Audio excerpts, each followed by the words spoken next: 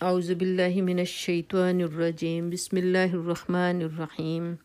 رب اشرح لی صدری ویسر لی امری واحلل عقدۃ من لسانی یفقہوا قولی۔ السلام علیکم ورحمۃ اللہ وبرکاتہ۔ آج ہم سورہ بقرہ کا 20واں رکوع شروع کرتے ہیں۔ بسم اللہ الرحمن الرحیم۔ ان فی خلق السماوات والارض واختلاف اللیل والنہار والفلک التی تجری فی البحر بما ینفع الناس وما انزل اللہ من السماء من ماء فاحیا به الارض بعد موتها وبث فیها من کل دابۃ وتصریف الریاح والسحاب المسخر بین السماء والارض لآیات لقوم یعقلون۔ اس حقیقت کو پہچاننے کے لیے اگر کوئی نشانی اور علامت درکار ہے تو جو لوگ عقل سے کام لیتے ہیں ان کے لیے آسمانوں اور زمین کی ساخت میں، رات اور دن کے پیہم ایک دوسرے کے بعد آنے میں، ان کشتیوں میں جو انسان کی نفع کی چیزیں لیے ہوئے دریاؤں اور سمندروں میں چلتی پھرتی ہیں، بارش کے اس پانی میں جسے اللہ اوپر سے برساتا ہے، پھر اس کے ذریعے سے زمین کو زندگی بخشتا ہے اور اپنے اسی انتظام کی بدولت زمین میں ہر قسم کی جاندار مخلوق کو پھیلاتا ہے۔ ہواؤں کی گردش میں اور ان بادلوں میں جو آسمان اور زمین کے درمیان تابع فرمان بنا کر رکھے گئے ہیں، بے شمار نشانیاں ہیں۔ یعنی اگر انسان کائنات کے اس کارخانے کو جو شب و روز اس کی آنکھوں کے سامنے چل رہا ہے محض جانوروں کی طرح نہ دیکھے، بلکہ عقل سے کام لے کر اس نظام پر غور کرے اور ضد یا تعصب سے آزاد ہو کر سوچے، تو یہ آثار جو اس کے مشاہدے میں آ رہے ہیں اس نتیجے پر پہنچانے کے لیے بالکل کافی ہیں کہ یہ عظیم الشان نظام ایک ہی قادر مطلق حکیم کے زیر فرمان ہے۔ تمام اختیار و اقتدار بالکل اسی ایک کے ہاتھ میں ہے۔ کسی دوسرے کی خود مختارانہ مداخلت یا مشارکت کے لیے اس نظام میں ذرہ برابر کوئی گنجائش نہیں۔ لہٰذا فی الحقیقت وہی ایک خدا تمام موجودات عالم کا خدا ہے۔ اس کے سوا کوئی دوسری ہستی کسی قسم کے اختیارات رکھتی ہی نہیں کہ خدائی اور الوہیت میں اس کا کوئی حصہ ہو۔ وَمِنَ النَّاسِ مَن يَتَّخِذُ مِن دُونِ اللَّهِ أَندَادًا يُحِبُّونَهُمْ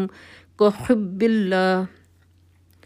مگر وحدت خداوندی پر دلالت کرنے والے ان کھلے کھلے آثار کے ہوتے ہوئے بھی کچھ لوگ ایسے ہیں جو اللہ کے سوا دوسروں کو اس کا ہمسر اور مد مقابل بناتے ہیں اور ان کے ایسے گرویدہ ہیں جیسے اللہ کی ساتھ گرویدگی ہونی چاہیے۔ یعنی خدائی کی جو صفات اللہ کے لیے خاص ہیں ان میں سے بعض کو دوسروں کی طرف منسوب کرتے ہیں، اور خدا ہونے کی حیثیت سے بندوں پر اللہ تعالیٰ کے جو حقوق ہیں وہ سب یا ان میں سے بعض حقوق یہ لوگ ان دوسرے بناوٹی معبودوں کو ادا کرتے ہیں۔ مثلاً سلسلہ اسباب پر حکمرانی، حاجت روائی، مشکل کشائی، فریاد رسی، دعائیں سننا اور غیب و شہادت کی ہر چیز سے واقف ہونا، یہ سب اللہ کی مخصوص صفات ہیں، اور یہ صرف اللہ ہی کا حق ہے کہ بندے اسی کو مقتدر اعلیٰ مانیں، اسی کے آگے اعتراف بندگی میں سر جھکائیں، اسی کی طرف اپنی حاجتوں میں رجوع کریں، اسی کو مدد کے لیے پکاریں، اسی پر بھروسہ کریں، اسی سے امیدیں وابستہ کریں اور اسی سے ظاہر و باطن میں ڈریں۔ اسی طرح مالک الملک ہونے کی حیثیت سے یہ منصب بھی اللہ ہی کا ہے کہ اپنی رعیت کے لیے حلال و حرام کی حدود مقرر کرے، ان کے فرائض و حقوق معین کرے، ان کو امر و نہی کے احکام دے اور انہیں یہ بتائے کہ اس کی دی ہوئی قوتوں اور اس کے بخشے ہوئے وسائل کو وہ کن طرح، کن کاموں میں، کن مقاصد کے لیے استعمال کریں۔ اور یہ صرف اللہ کا حق ہے کہ بندے اس کی حاکمیت تسلیم کریں، اس کے حکم کو منبع قانون مانیں، اسی کو امر و نہی کا مختار سمجھیں،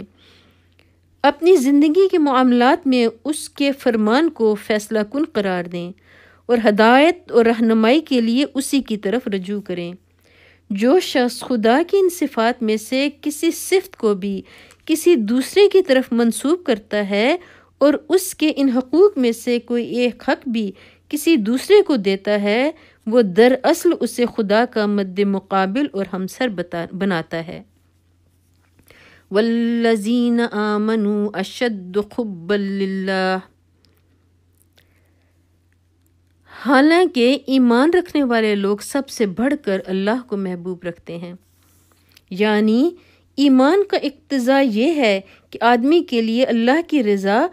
ہر دوسرے کی رضا پر مقدم ہو، اور کسی چیز کی محبت بھی انسان کے دل میں یہ مرتبہ اور مقام حاصل نہ کر لے کہ وہ اللہ کی محبت پر اسے قربان نہ کر سکتا ہو۔ وَلَوْ يَرَى الَّذِينَ ظَلَمُوا إِذْ يَرَوْنَ الْعَذَابَ أَنَّ الْقُوَّةَ لِلَّهِ جَمِيعًا وَأَنَّ اللَّهَ شَدِيدُ الْعَذَابِ، کاش جو کچھ عذاب کو سامنے دیکھ کر انہیں سوجنے والا ہے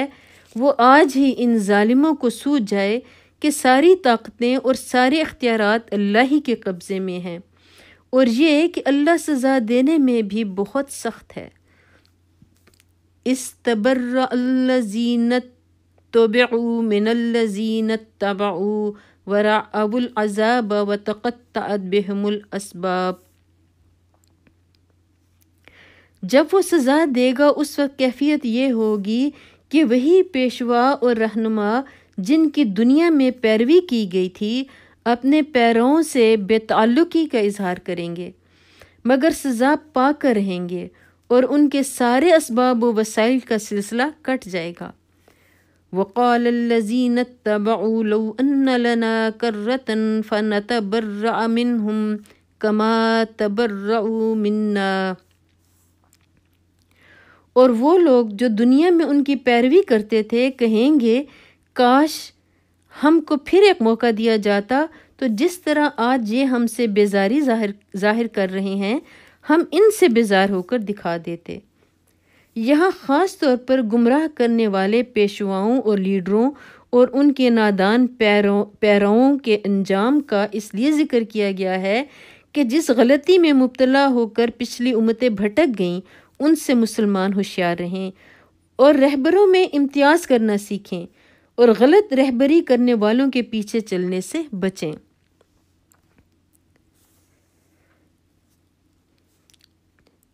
كَذَلِكَ يُرِيهُمُ اللَّهُ أَعْمَالَهُمْ حَسَرَاتٍ عَلَيْهِمْ